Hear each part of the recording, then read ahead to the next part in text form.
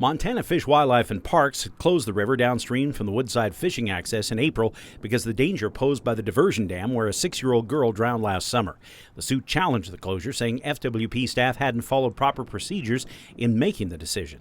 I was also quite concerned since there was no date really that the river was going to open, that we have some hard date to open the river on, and I think that the settlement like that gives the ability for us to have a hard date, and so we know the river is going to be open. The settlement was hammered out in the hallway before court, with Korn and his client spending more than an hour discussing the situation with FWP staff and attorneys.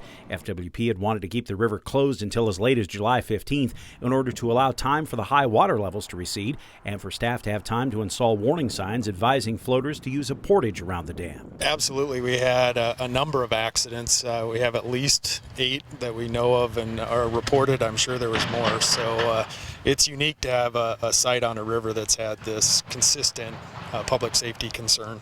The two sides compromised over a July 7th date to reopen the river, or sooner if water levels drop below 4,000 cubic feet per second.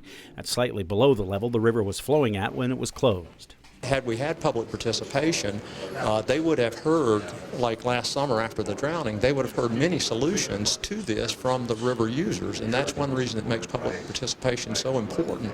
We felt we needed time to make sure the public was safe and get an educational program in place.